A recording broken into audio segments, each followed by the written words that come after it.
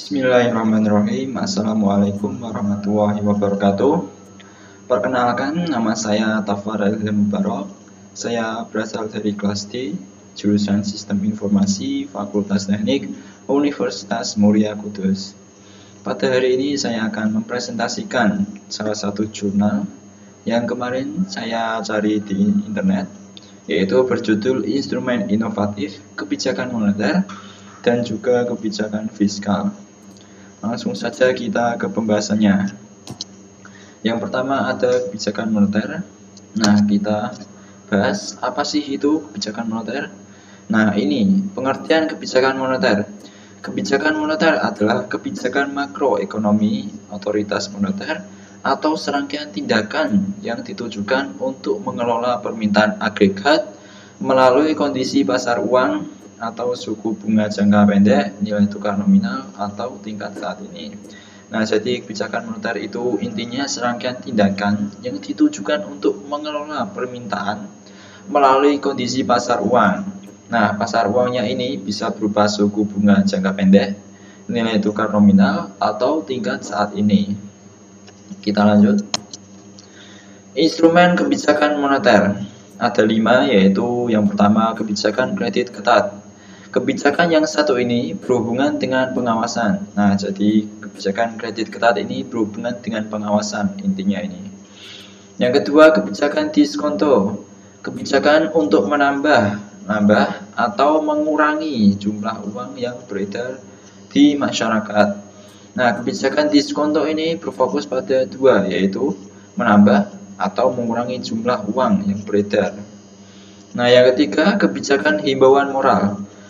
Kebijakan ini untuk mengendalikan uang yang beredar dengan memberi himbauan kepada para pelaku ekonomi. Seperti yang kita ketahui, para pelaku ekonomi itu ada produsen, konsumen, distributor, rumah tangga produksi, rumah tangga konsumen, ataupun masyarakat luar negeri, dan juga pemerintah. Itu yang dinamakan pelaku ekonomi. Yang keempat, kebijakan operasi pasar terbuka. Kebijakan ini digunakan untuk menambah atau mengurangi jumlah uang yang beredar dengan menjual sertifikat BI atau Bank Indonesia atau membeli surat berharga yang ada dalam pasar modal. Nah, ini berbeda dengan kebijakan diskonto ya. Tapi kebijakan operasi terbuka ini dalam menambah atau mengurangi uangnya ini harus menjual sertifikatnya ke Bank Indonesia atau membeli surat berharga yang ada dalam pasar modal. Ini yang dinamakan kebijakan operasi pasar terbuka. Yang kelima, kebijakan cadangan kas. Kebijakan ini berfokus untuk menaikkan atau menurunkan cadangan kas. Nah, itu tadi adalah instrumen kebijakan moneter. Yang selanjutnya, prinsip ilmiah dasar kebijakan moneter. Yang pertama, 1. Inflasi selalu ada di mana-mana dan merupakan fenomena dari kebijakan moneter. Nah, apa sih inflasi itu? Inflasi adalah kemerosotan nilai uang karena banyaknya dan cepatnya uang beredar sehingga menyebabkan naiknya harga-harga barang di pasar. Nah, inflasi itu intinya itu kayak begini. Uangnya itu beredar secara cepat. Nah, karena beredar secara cepat, ini menyebabkan harga-harga barang di pasar itu naik. Itu yang dinamakan inflasi. Yang berikutnya, yang kedua, stabilitas harga membawa manfaat ekonomi yang signifikan. Yang ketiga, bank sentral harus berkomitmen untuk mencapai tujuan yang ditetapkan dan juga mengikutinya dengan ketat.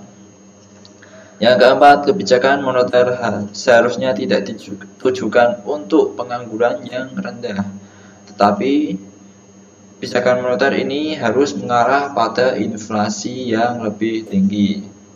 Dan yang kelima, komitmen publik untuk menahan nominal ancur yang memiliki kepercayaan publik, berkontribusi pada stabilitas harga dan pertumbuhan ekonomi yang berkelanjutan.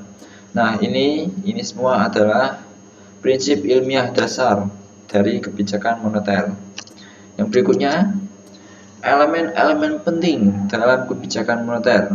Sepertinya ada 3 elemen, yaitu kelanjutan rezim moneter dan penargetan inflasi yang fleksibel berdasarkan nilai tukar mengambang serta menekankan stabilitas keuangan dan memastikan pertumbuhan ekonomi yang berkelanjutan. Yang kedua, memastikan stabilitas sektor keuangan secara keseluruhan dan segmennya. Dan yang ketiga, mendorong pertumbuhan ekonomi yang berkelanjutan dengan menjaga lingkungan inflasi yang rendah dan stabil dari nilai tukar mengambang. Nah, itu adalah elemen-elemen penting dalam kebijakan moneter. Yang berikutnya, kategori kebijakan moneter. Nah, kategori ini dilihat dari subjek, objek, dan barang. Nah, yang pertama dilihat dari subjek. Nah, subjek ini adalah orang yang melakukannya. Dilihat dari subjek, agen ekonomi yang berinteraksi dengan bank sentral dan juga lembaga keuangan lainnya yang terlibat dalam pengoperasian sistem keuangan dan bank sentral itu sendiri. Nah, ini dilihat dari subjek. Dilihat dari objek. Nah, objek itu yang dikenai tindakan, ya, itu yang dinamakan objek, yaitu penawaran dan permintaan di pasar uang berubah karena tindakan otoritas moneter, bank, dan juga non-perbankan.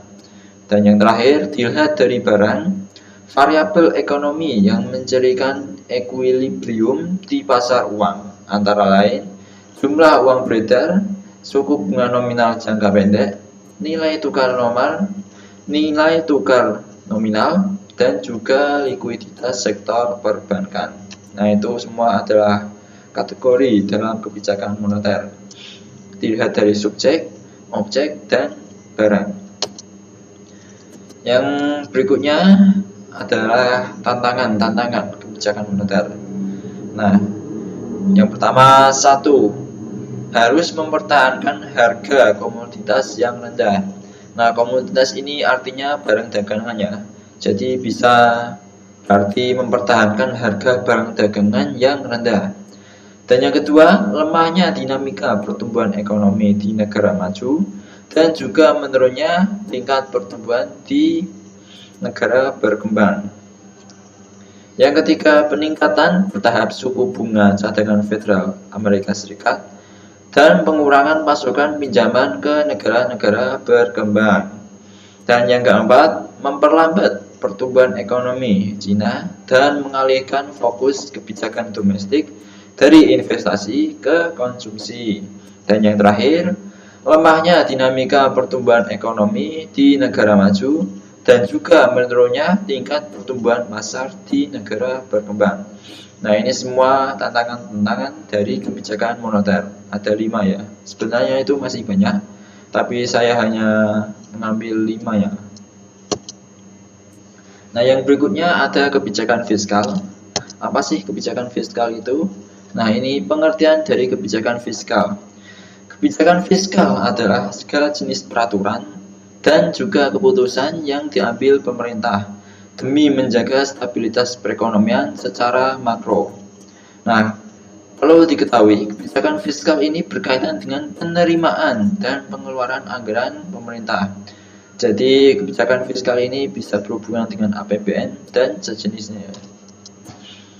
Dan yang terakhir, instrumen kebijakan fiskal yang dapat mendorong perekonomian, yaitu ada 1. Pengurangan basis kena pajak. Yang kedua, kredit pajak. Yang ketiga, tarif pajak khusus. Yang keempat, pengurangan pajak atas upah. Dan yang terakhir, pengurangan biaya penelitian bersama dengan negara. Nah, ini semua instrumen dari kebijakan fiskal yang dapat mendorong perekonomian ya.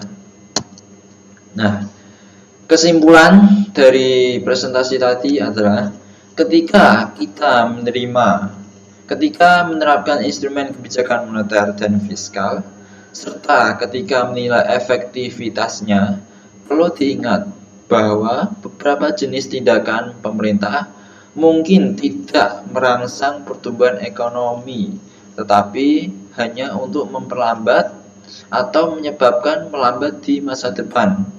Nah, itu adalah kesimpulan dari presentasi atau jurnal yang saya presentasikan tadi.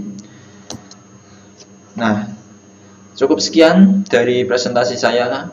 Bila ada kesalahan kata, mohon dimaafkan. Sekian.